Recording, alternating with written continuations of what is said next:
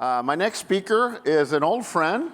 We're both Rotarians. We were both speaking at a president-elect training seminar, I think about 6 or 7 years ago in Los Angeles.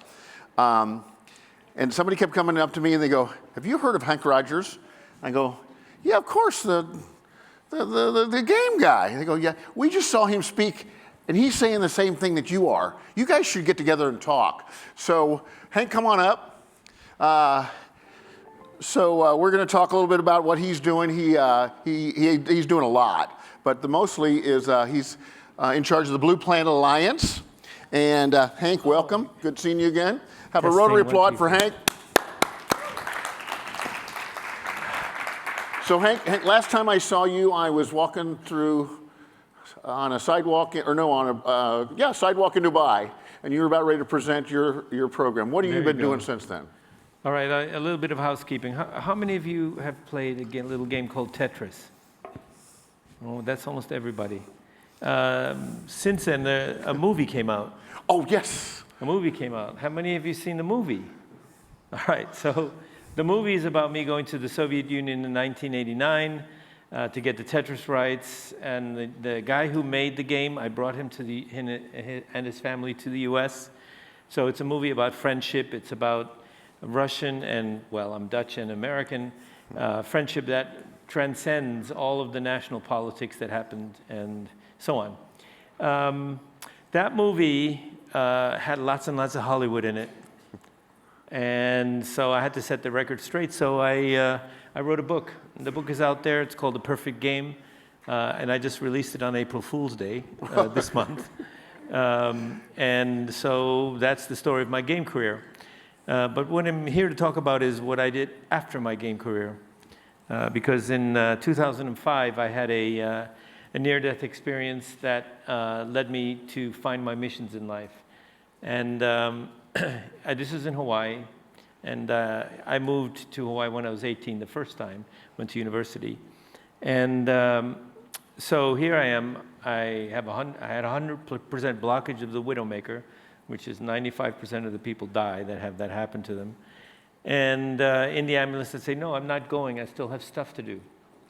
And so I'm in the recovery room trying to figure out what did I mean by stuff. And I decided to find my missions in life. And the first mission came to me in the back of the newspaper. It said, "Oh, by the way, we're going to kill all the coral in the world by the end of the century."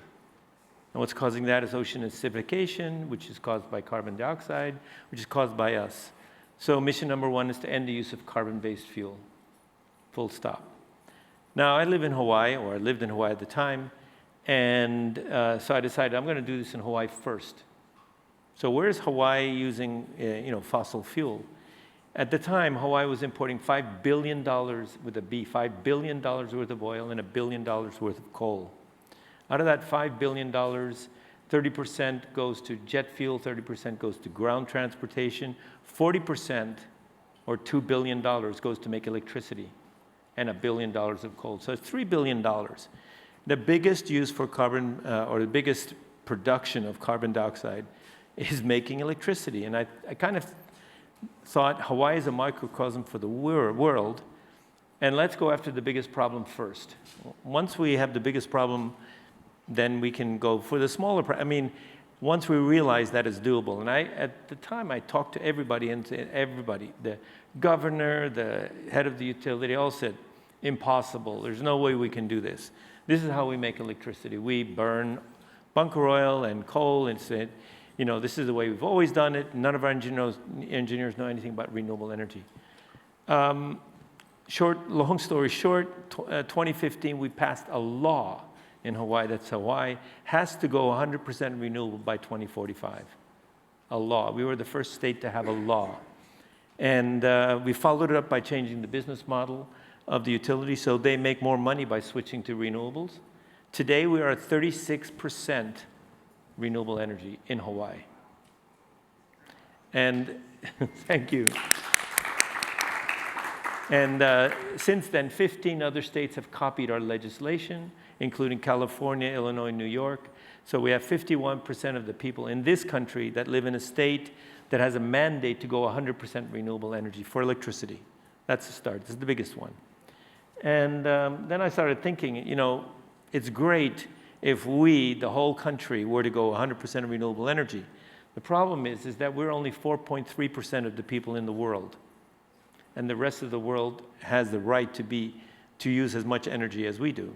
So then I thought about how am I going to do the same thing for the rest of the world? And so I formed a new organization called the Blue Planet Alliance. And the Blue Planet Alliance is doing what we did in the US for the rest of the world. And we do this by bringing, first of all, islands, because islands, they suffer the most. They suffer the most from climate change, and they're paying the highest cost for energy. And when they buy diesel, most of them buy diesel to make electricity, they buy diesel in dollars. Where do they get the dollars? Tourism. And so they spend all the money that they make from tourism to buy diesel. So they're breaking even or they're falling behind. And it's just because energy is so expensive.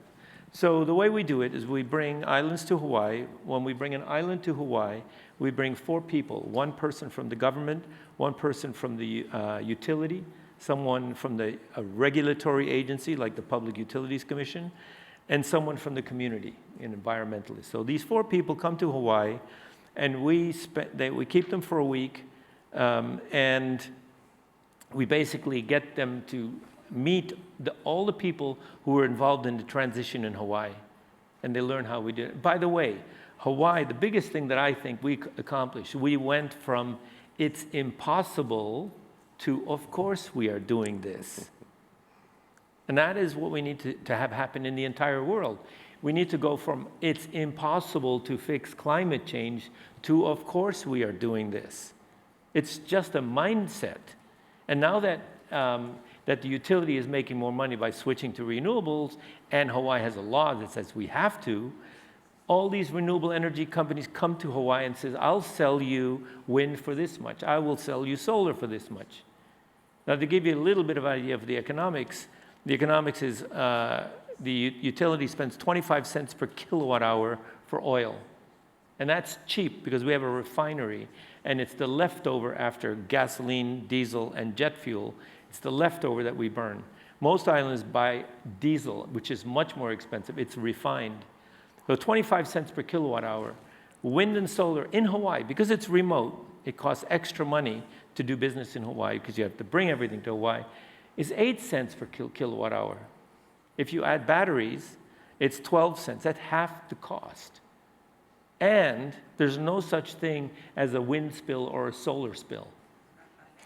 Just imagine what would happen to Hawaii if we had an oil spill.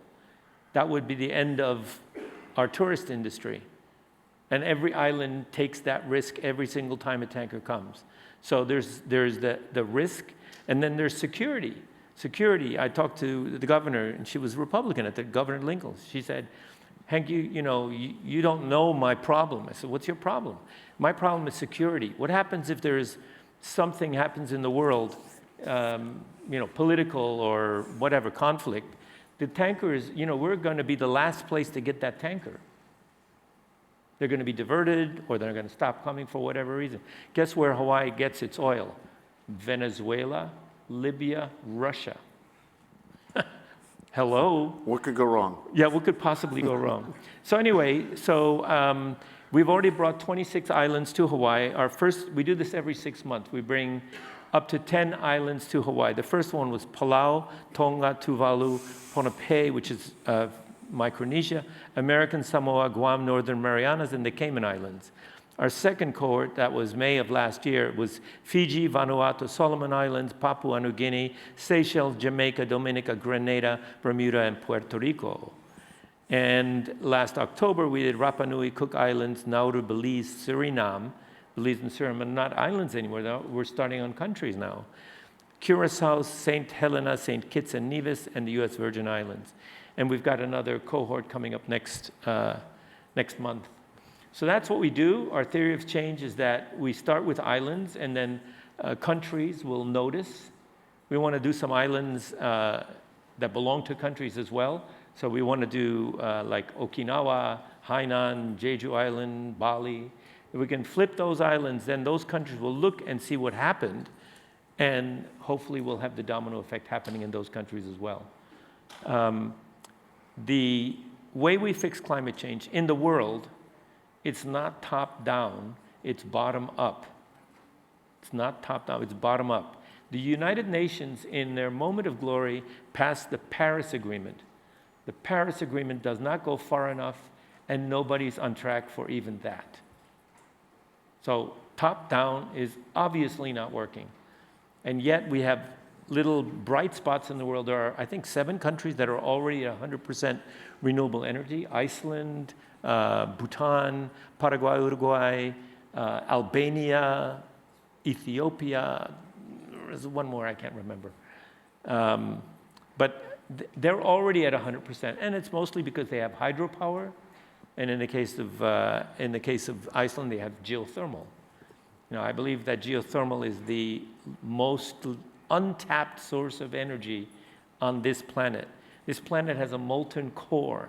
It's been leaking heat into the crust for the last 4 billion years, and that's called volcanic activity.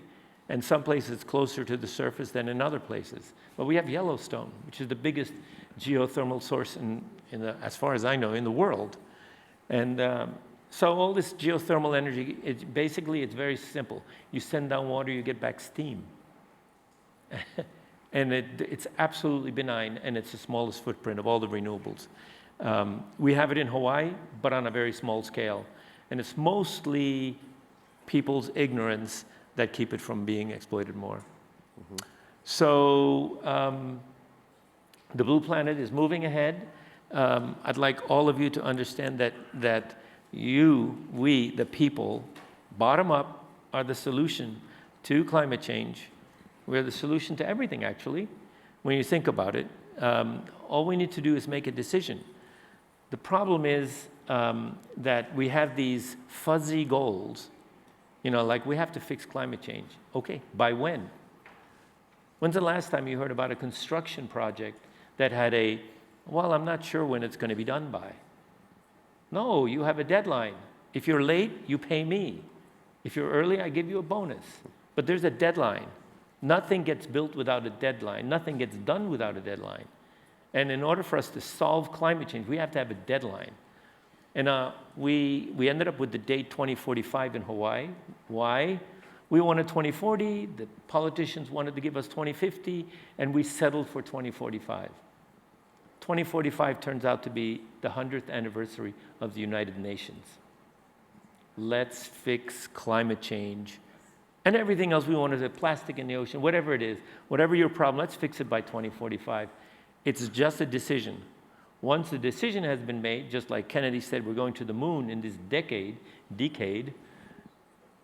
it's just a decision, and then we can just follow up. It becomes much easier for people to do business after that. So every island that has made the decision to go to 100%, all of the renewable energy companies go there and say, yeah, what can we do? We can do business now.